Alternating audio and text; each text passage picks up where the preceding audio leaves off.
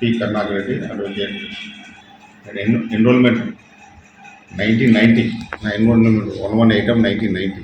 గత 36 సంవత్సరాలకి వెళ్ళి కోర్టులలో, రెవెన్యూ కోర్టుల్లో కేసులు చేస్తూనే ఉన్నాం. కానీ ఈ మధ్య ట్రెండ్ ఎట్లా వచ్చేది ఏంటంటే, రెవెన్యూ వాళ్ళు ఏ హైకోర్టు ఆర్డర్ ఇచ్చినా దాన్ని చిత్తు కాగితంతో సమానం చూస్తున్నారు. హైకోర్టు ఆర్డర్ ఇచ్చి కింది కోర్టుకు రిమాండ్ చేస్తే మ్యాటర్ని ఫ్రెష్గా చేస్తే అక్కడ వచ్చిన 1 వీక్ 10 days 15 1 month లోపల ఫైల్ పుటప్ చేసి పార్టీస్కి నోటీస్ ఇచ్చి పిలిపియాలి. అటు వచ్చినాక ఏ ఎంఆర్ఓలు సకాలంగా స్పందిస్తలేరు.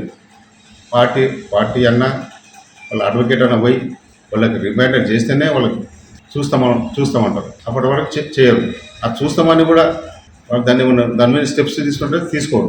ఉన్నతమైన న్యాయస్థానము ఆర్డర్స్ ఇచ్చింది ఎంక్వైరీ చేయడానికి చెప్తే కూడా వాళ్ళు చేస్తలేరు.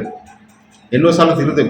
పార్టీ పోయి తిరుగుతుంది, అడ్వకేట్ పోయి రిపెండ్ చేస్తున్నారు, అయినా స్పందిస్తలేరు. ఎగ్జాంపుల్ దౌతాబాద్ కేసు, అక్కడ ఎర్రొల్ల సాయమ్మ వర్సెస్ మొగలమర్గ నరసమ్మ మధ్యన హైకోర్టులో సర్వే నెంబర్ 204/1 విషయంలో ఒక కేసు నడిచింది. అటు రిట్ పిటిషన్ నెంబర్ 26,990/2014.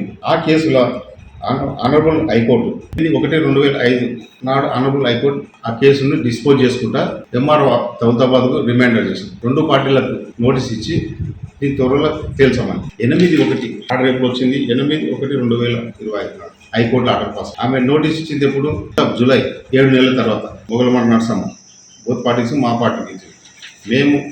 మా పార్టీ మొగలమండ నరసమ్మ తరపుకి వెళ్ళి మంత్ ఆఫ్ జూన్ వకాలత్తు కూడా ఫైల్ చేయడం జరిగింది. అదర్ సైడ్ మా అపోజిట్ పార్టీ, మా పార్టీ అపోజిట్ పార్టీ వాళ్ళకు అదర్ సైడ్ వాళ్ళకు 2 డేట్లు ఇచ్చింది. వకీల్ని పెట్టుకో. ఈమె ఇన్సిస్ట్ చేస్తుంది. ఎవరు? ఎంఆర్ఓ గారు. ఒక పార్టీకి కొమ్ము కాస్తూ వకీలు పెట్టుకోండి అని ఇన్సిస్ట్. ఆ రోజు మేము పోయినప్పుడు మా పార్టీ మనం ఖర్చు పెట్టి తీసుకొని వెళ్ళినప్పుడు, మేము వకాలత్తు చేసినప్పుడు వాళ్ళకి ఛాన్స్ 1, 2 ఈమె ఇన్సిస్ట్ చేస్తుంది. సరే మేము అయినా దానికి ఏమనలేదు. తర్వాత ఫైనల్ హియరింగ్ అని అదర్ సైడ్ వకీలు పెట్టుకున్నారు. ఫైనల్ హియరింగ్ అని 22/11/2025 ఈ యొక్క కేసుని ఫైల్ నెంబర్ వచ్చింది కదా. ఈ యొక్క కేసుని ఆమె హియరింగ్ ఆర్గ్యుమెంట్ విన్నది. బోత్ సైడ్ ఇరుపక్షాల వాదనలు విన్నది. ఇరుపక్షాల అడ్వకేట్లు, పార్టీలు అందరూ వాదన విన్నాక ఆర్డర్స్ కోసం పెట్టుకున్నాం. 22/11/2025 అయితే మేము అనుకున్నాం ఆర్డర్ వస్తుంది కదా, ఎక్స్పెక్ట్ చేస్తున్నాం.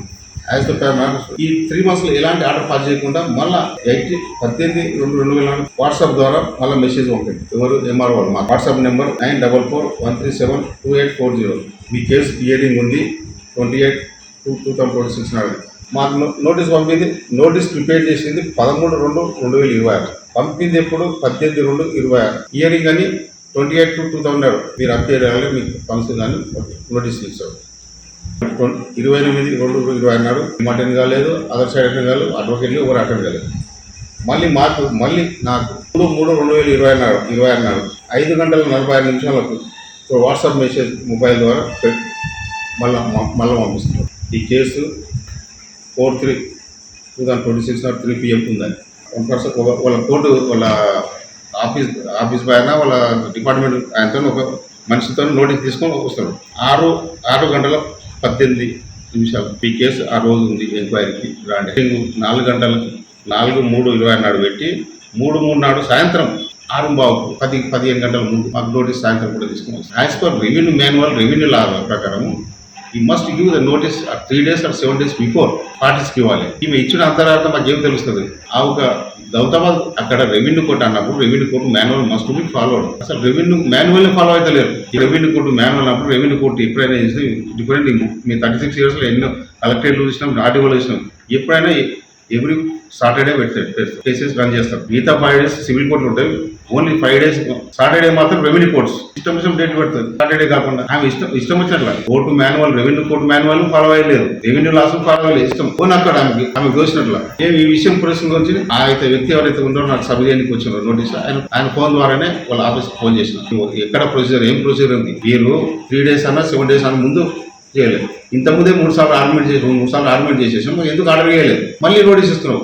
ఎవ్రీ 2-3 months ఒకసారి ఫైనల్ హియరింగ్ అని పెట్టుకుంటాం. మేము ఇంతకుముందు 11th month ఆర్గ్యుమెంట్ చేసాము, ఏమైంది? ఎందుకు ఇవ్వలేదు? నవంబర్లో ఆర్డర్స్ కోసం వస్తే మళ్ళీ నోటీస్ ఇస్తుంది. పిటిషన్ పంపాం. ఈ కోర్టు మీద డౌట్ ఉంది, సర్టిఫైడ్ కంపెనీస్ పానికి అప్రోచ్ అయితే దాని రిక్విజిట్ స్టాంప్ అంటే 2 rupees స్టాంప్ పెట్టినాక దానికి ఎంత అవుతుంది? 35 or 40 రూపీస్. వీళ్ళు ఒక్కొక్క పానికి 200, 300, 400 కూడా ఛార్జ్ చేస్తున్నాం. ఇయర్ పానికి కలెక్టర్ తెలియజేసేదంటే రిక్వెస్ట్ చేసినంటే పానికి ఎంత ఇవ్వాలి, ఈ సంవత్సరం పానికి ఏ సంవత్సరం కాస్ట్లకి ఎంత, ROకి ఎంత అంటే లిస్ట్ ప్రిపేర్ చేసి బోర్డు మీద చేసిస్తే పబ్లిక్ ఆప్రితంగా చెల్లిస్తారు. దీని ద్వారా కలెక్టర్ రిక్వెస్ట్ చేస్తారంటే సర్కులర్ చేసి పానికి ఎంత, ROకి ఎంత, కాస్ట్లకి ఎంత, చెస్సాలకి ఎంత ఫిక్స్ చేసేస్తే ఆ విధంగా పబ్లిక్ చెల్లిస్తారు, నష్టపోరు. వీళ్ళు ఇష్టాన్ రాజ్యం అయిపోయింది సర్టిఫికేట్ కాపీ. ఇంకో లేటెస్ట్ పానీస్ ఆన్లైన్ అయితే కోర్టులు ఏమాడుతుంటే అటెస్టేజ్ చేపించుకొని రాని అంటారు. ఎంఆర్ఓ అటెస్టేజ్ చేయడానికి వెనక ముందు అవుతున్నారు, వాళ్ళ రికార్డు వాళ్ళు అటెస్టేజ్కి వెనక ముందు అవుతున్నారు. కోర్టు ఏమంటుంది అటెస్టేజ్ చేపించుకొని రండి, అప్పుడు డాక్యుమెంట్ మార్క్ చేస్తుంటారు. వాళ్ళు 10 సార్లు తిరిగితే కూడా చేస్తలేదు కొంతమంది ఎంఆర్ఓ. వాళ్ళకి ఏది అటెస్టేజ్ చేయాలి, ఏది అటెస్టేజ్ చేయాలి కూడా తెలియదు. సెక్షన్ 74 ఎవిడెన్స్ యాక్ట్ ప్రకారం ప్రతి ఒక్క డాక్యుమెంట్ అటెస్టేజ్ చేయాలి. పబ్లిక్ డాక్యుమెంట్, అది ప్రైవేట్ డాక్యుమెంట్ పబ్లిక్ డాక్యుమెంట్ కింద వస్తుంది 74 ఎవిడెన్స్ యాక్ట్ లో. ఎందుకంటే ఎవరైనా ఒక పిటిషన్ తీసుకొని వస్తే ఇంప్లీటర్ పీరియడ్ డిస్పోజ్ చేయాలి, దాన్ని కట్టి పెడతారు. ఇప్పుడు 10 సార్లు పోయినా దాన్ని చేయరు. 23,000 వేసి తొలిచిండు, అవి నకలా లేకపోతే భూమి కొన్నావు రాటని. వాడు పార్టీ వచ్చి మాతో చెప్తే నేను అప్పుడు ఎంఆర్ఓకి ఫోన్ చేసిన, ఏం సార్ 23,000 అవుతామంట పన్నెక్కలు 18 ఏళ్ళు 25 ఏళ్ళు అంటే ఎంఆర్ఓ స్ట్రైక్ అయ్యి అప్పుడు ఎంక్వైరీ చేసి అక్కడ ఉన్న స్టాఫ్ సగం చేంజ్ చేసేసింది. కొద్ది పర్వాలేదు. దీని ద్వారా రిక్వెస్ట్ చేసేది కలెక్టర్ రిక్వెస్ట్ చేసేది అంటే సర్టిఫికేట్ కాపీ ఎంత ఇవ్వాలి, ఏ పానికి